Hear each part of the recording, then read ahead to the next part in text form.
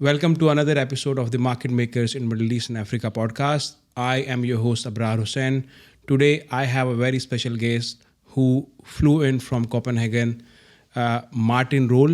Martin is a senior advisor to Fortune 500 companies, family offices, family businesses, Asian firms, and he's also a distinguished fellow at INSEAD. Martin, welcome to the podcast. My pleasure. Good to be here. Thank you. Martin, very interesting profile.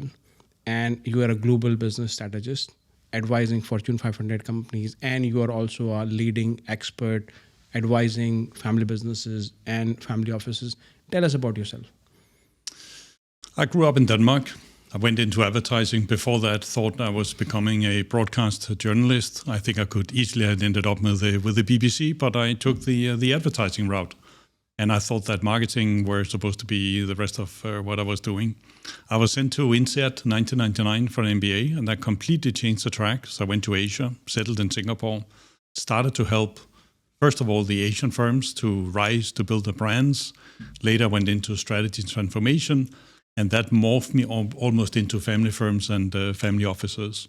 So I've had a bit of a portfolio career, getting older, and then looking back at kind of a marketing streak, transformation and strategy, and then family business and family office on a global level. So I've been very privileged to work with so many clients around the world over the years. Perfect. Now, let's start with Fortune 500 companies. When you apply, or when you advise them, what principles you apply, defining their strategy, building their brand, and how you make sure that it aligns with their branding and marketing and the values that they have? I think, first of all, when you work with big companies or small companies, you need to understand where they're coming from. I think you need to bridge past, present, and future. You need to understand who they are. You need to find into the DNA of the company, the DNA of the brand, which is my old world of branding. Because once you understand the legacy, once you understand the DNA, once you understand what is the inner burning flame in the company, then it's much, much easier to devise strategy. I mean, strategy can easily become chasing after tomorrow, chasing after innovation, trying to change for the sake of changing. But I think good strategy sometimes is a bit of adjustment along the road, sometimes revolution, sometimes upheaval. And that's what I try to apply to a strategy. You want the direction to be authentic. You want the direction to be real. There's so much happening in this world. And if you're going to do a good strategy, you need to make sure that it is really grounded in the values, grounded in the journey, and it's not necessarily just an overnight flick. Mm-hmm. Now, apart from a strategy, the digital transformation plays an important role when you do kind of any transformation. How do you see digital transformation changing the companies, big or small? And what opportunities or challenges it present when you do a kind of a digital transformation which ties to the bigger strategy? Sometimes you walk into a digital transformation where digital is a new word to the organization. So then you have some pretty basics to kind of correct in terms of digital is not only Facebook, digital is not only a call center, digital is not only data. It is much more than that. So that could be one side of it. Often digital transformation starts with a very partial part of the organization. It could be in the customer interfacing part of it. It could be in supply chain. It could be in procurement. But sooner or later, digital transformation becomes much more strategy and it morphs into corporate strategy. And what I try to do is not to look at digital transformation as being a silo, but being something which is much more related to the future journey of the company. So digital transformation almost becomes much more than digital transformation. So those tools that are available, and we get new tools, we get new methodologies, new learnings day by day because digital is moving so fast. I think that has a huge impact on companies. So I always try to lift up digital transformation. Yes, there may be something to fix overnight, but in the long term, it's very much about the corporate strategy. So I think those two things are interlining. Maybe digital is the excuse to get started. So that's a good thing. So I think it's creating a lot of change beyond digital in itself. Mm-hmm. Now, large transformations, when it comes to changing the company's approach, the strategy, new regions. So tell us a very large transformation where you are part of it or you drive it. and what you learned from it and how it shaped your thinking and the way you advise big businesses or the family offices. You can be quite impatient when you work with big organizations, and there is something called bureaucracy. There's something called layers, span of command, power distance, not invented here. I am not the CEO. I sit in my business unit. Why should we change? So resistance to change is everywhere. And what fascinates me and what I really what I like working with is to work with all the people in the organization to see what creates that change in the organization. What are the levers you need to drive in order for people to suddenly, not because you push them. I think in this day and age, you cannot push people to go anywhere. You need people to follow you. So how do you rig that transformation so even a large organizations, mind you, could be hundreds of thousands of people in the same organization. I think that's quite fascinating to see. So that's a big portion of psychology. It's a big portion of the right messages from the C-suite, from the leaders, from the governors, from the tribe leaders across the organization. If you get that right, it's a bit like a super tanker. It doesn't move overnight, but then once you get into motion, you see these transformations taking place. And that's fascinating to see that. In the early part of it, you don't see much. You're doing all the groundwork, and then suddenly things are starting to move. And that's fascinating to see. Mm-hmm. Now, Martin, coming to family businesses, and you are a global expert in advising family businesses and family offices. They're very interesting, and it's a very different dynamics than a Fortune 500 company. Tell us more about the family businesses, and I know that you have been advising family businesses across the globe, in Asia, in Middle East, in Europe. So tell us how they are different and how they differ from region to region, and what kind of role they play in driving the economy or forming a good part of the GDP. I mean, first of all, family businesses are a large part of the global economy. It's around 80% of the global firms. Mm-hmm. It's about 75% of GDP. Mm-hmm. It's about 65 to 70% of the jobs created. So family firms spanning from mom and pop shops to large conglomerates all over the world are the backbone of the global world. Most people mm-hmm. don't see it that way, but that's what it is. What is different with family firms is that it's business with emotions. It's business with the heart, because there are people behind it. They are not listed necessarily fully on the stock exchange. They're not institutionally owned. And that means there are business families behind them. And where you see modern entrepreneurs these days that are raising capital to find a company and to kind of scale it, entrepreneurs very often build to exit, whereas family firms, they build to impact. So the long-term notion of a family firm is often that we're going to be here for the next 50, 100 or 200 years, because family firms don't sell. With that, of course, comes a lot of tricks of the trade. Succession, professionalization, keeping that entrepreneurship, keeping the burning flame running all the time. So there are a lot of challenges keeping family businesses alive over generations. But once you get it right, they can be super, super powerful. And that's really what fascinates me working with them. Mm-hmm. So you mentioned that one of the challenges can be the succession and the dynamics, but if you get it right, there are a lot of opportunities. And I read that you have advised 650 next generation leaders. And as you mentioned, I think one of the challenge is how the family businesses or the first generation of entrepreneurs can transfer that skills or train the next generation of leaders. How family businesses can overcome this challenge, and while advising or preparing this next generation of leader, what can be done? And what are the best advice that you give to the family businesses? It's a process that takes time, because you can't force next generation into a family firm. Mind you that these are younger people between 18 and in their 40s or 50s. Sometimes you can have a certain age before you become a next gen, and maybe the senior generation is ready to step aside. But how do you make sure that that entrepreneurship keeps on forever? That's by educating your kids. You start very early. You start to inform them what the family is doing, why we are family and business. And then you're going to make sure that the kids are forming their own opinions, their own perspectives. And maybe when time is right, you invite them in to participate. But you cannot force next gens into a family firm. You need to make sure they have a proper choice. In the past, succession used to have one protagonist, which tend to be the senior generation. In this day and age, I think there are two protagonists, which are the senior generation, but also the younger generation. And that's an equal partnership. So in order for the next gens to go in, you need to make sure that they're capable, well-educated, motivated, and the timing is right. And that's one of the most critical things for a family firm, that is to keep the succession up and running, which is complicated, but if you do it right, it can run quite beautifully. Mm-hmm. Now, we were talking, Martin, which was quite interesting, that, and I saw this in the at INSEAD as well, that most of the high net worth individual or family businesses disappear or start dwindling after second generation or third generation. Why that happens and how companies can safeguard? And you mentioned some of very good, interesting kind of perspectives. Tell us about those and how kind of they sustain that business generation over generation.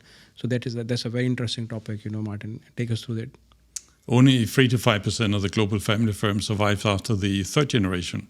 There's a wonderful Chinese proverb: first generation builds, second one manages, third one terminates it. And that means that the first one is very entrepreneurial because that is the founder. Second one manages it because the kids, cousins will be very close to that founder. But in the third generation, you become a little more distant. So that's important to kind of carry on the burning flame, because maybe they weren't capable, maybe they weren't ready, and all of that. What happens in that process is, the reason why you can sustain for very long term is that you start to professionalize.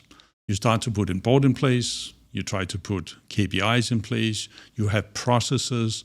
You make the business ready for not only being run by family members or with family involvement. Often you will get a professional CEO. You simply find the right person for the job, where family members will be more stewards.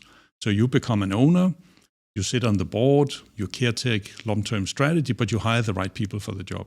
So you make sure that the business becomes almost like business family independent, but owned and led and guided by the business family. That's very important. And that does not rule out a daughter or a son or a cousin or a brother to run the business or be heavily involved in it.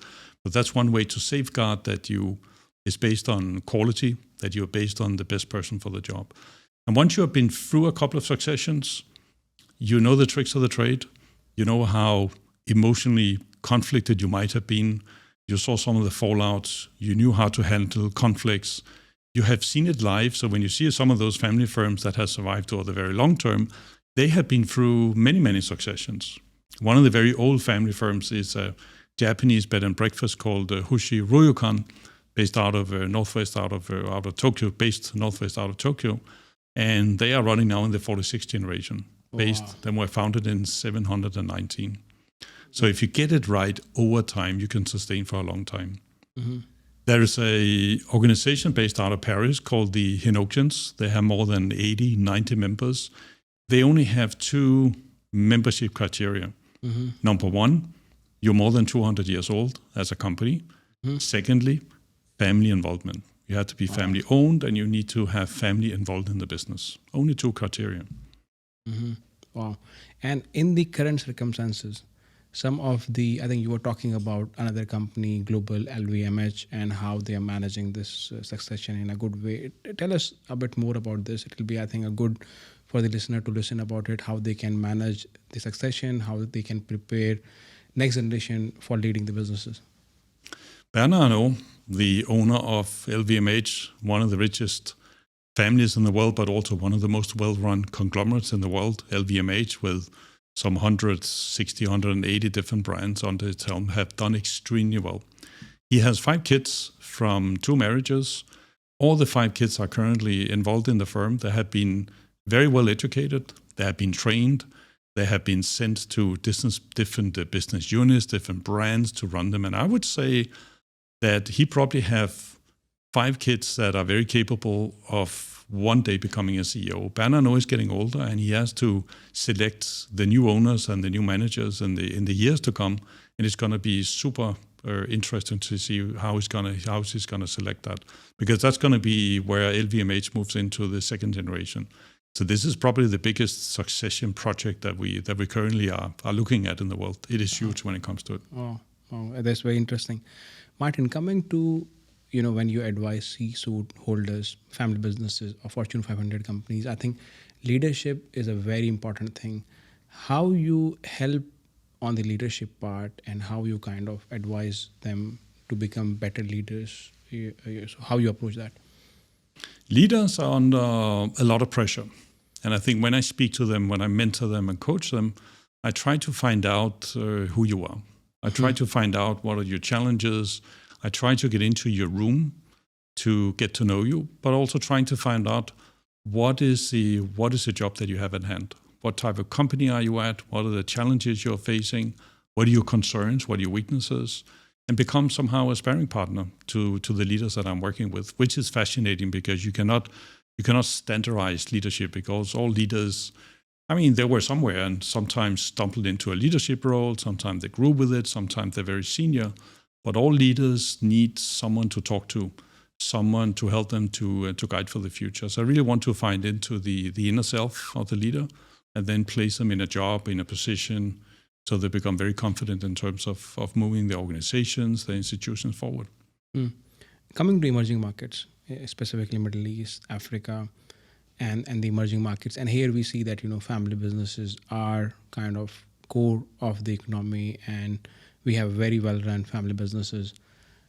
What they can do to drive success and growth and become kind of global brands and, have more success?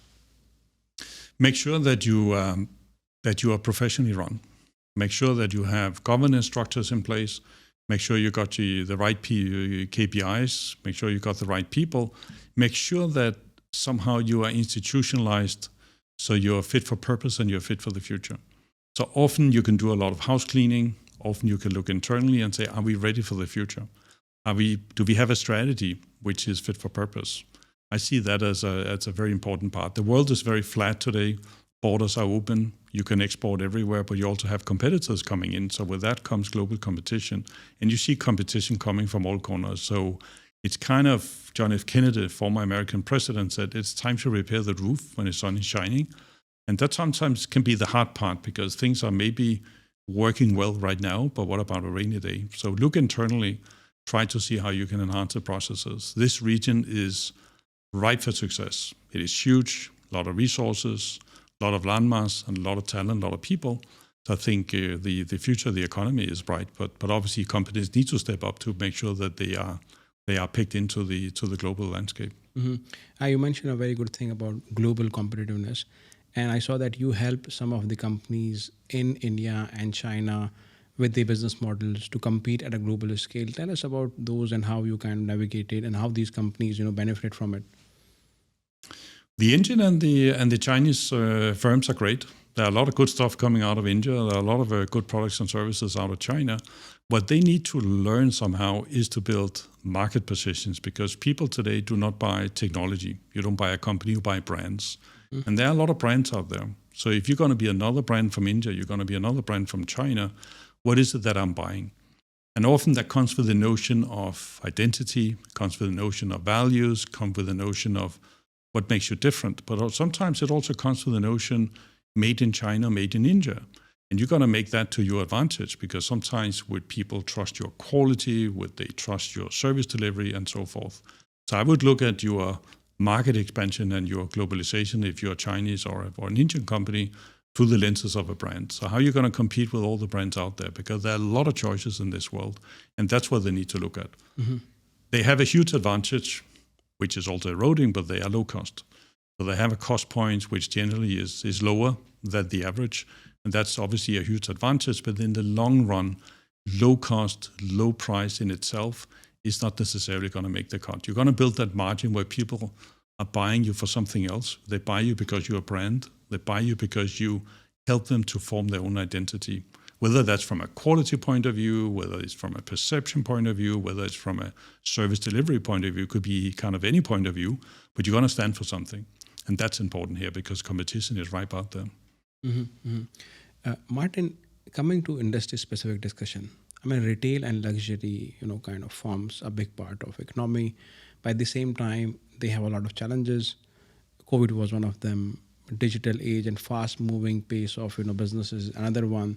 How retail and luxury companies can stay relevant and how they can, drive the growth in this age?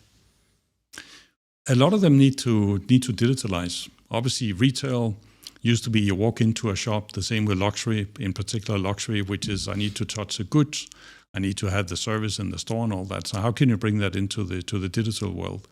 End-to-end customer journeys is a trick here. So how can you marry what is very good about the digital journey, meeting customers online, greeting them before you know them, telling them what you're all about, until maybe you have a store interface, or you may not have a store interface altogether.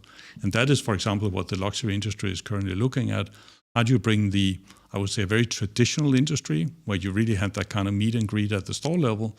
How do you bring that into the digital age as well? So I think they can benefit immensely from that. We saw during COVID how e-commerce all over the world, for the necessity of it, really exploded. And I think a lot of companies learned from that. A lot of that stayed, that people didn't go to the physical store outlet anymore. So the retail sector is also under a lot of pressure to move into the digital universe. But I think with that is also opportunity when it comes to it. Martin, private equity and venture capital are a big driver of innovation and growth across the globe. Now, you advise a lot of private equity firms as well. How you advise them to make right investments on their investment strategies and all?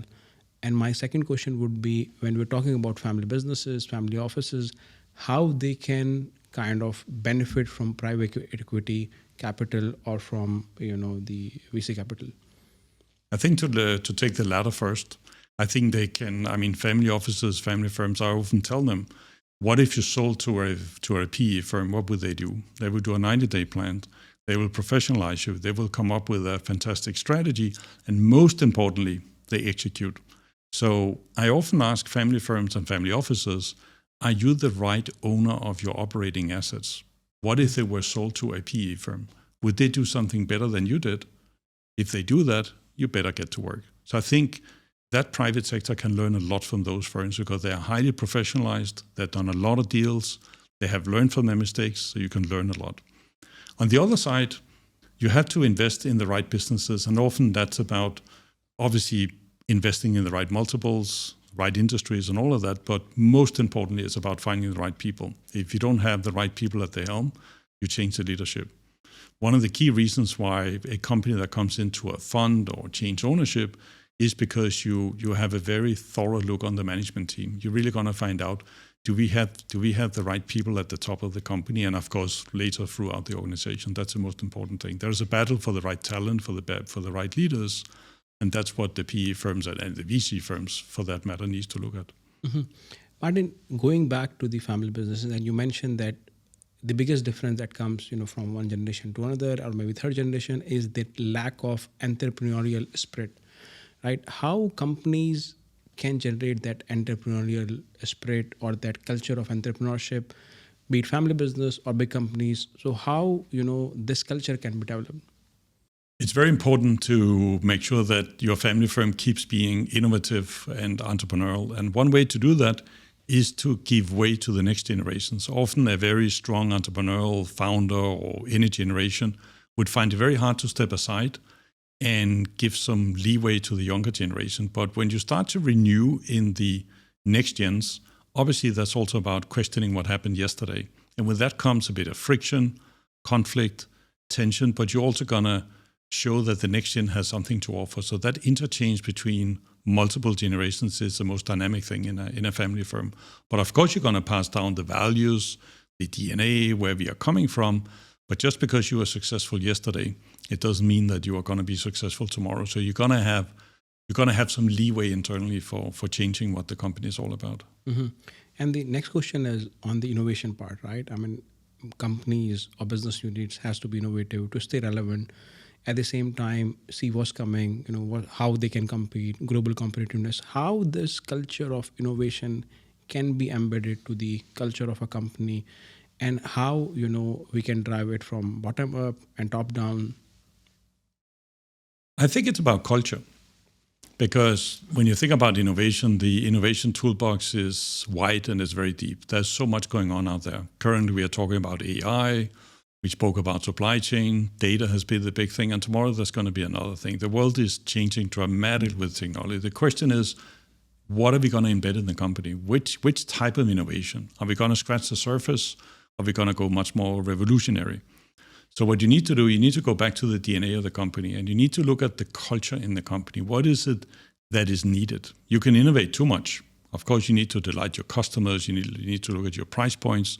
But when it comes to innovation, you shouldn't do too much of it either. You need to make sure that it fits with the DNA, because otherwise you will get completely overwhelmed. So look at the culture, what is needed internally, what is needed in terms of your stakeholders, and then you bring that in. Because you can easily get swayed by all the stuff that is happening out there. And suddenly you might find yourself sitting between two chairs, jack of all trades and all of that. Ask yourself deep inside, who are we? What do we need in order to be relevant tomorrow? Not to everyone, but to the relevant people. Martin, my last question. You have a very interesting role, different regions, different kind of companies, different kind of people. What do you love most about your role? So tell us about that. What kind of excites you? It excites me to work with cultures. I'm privileged that I have clients around the world. I have roles in academia, and I have a lot of speaking opportunities. That means that I do travel to a lot of countries every year. And when you travel to countries, you meet different people. What excites me is really meeting the cultures of the world and see, first of all, how the world is very similar, but also about all the challenges and opportunities out there. So it's a privilege to be able to work on multiple platforms at the same time and then meeting the world, but also making that little impact. I mean, put that dent in the universe by cross-pollinate what is out there. I think that's a fantastic role. I really have a lot of joy out of it. Very passionate about what I do. Perfect. Martin, it's a real pleasure to have you, and you have shared a lot of things with us, and it will be of great use to our listeners. Thank you for coming. My pleasure.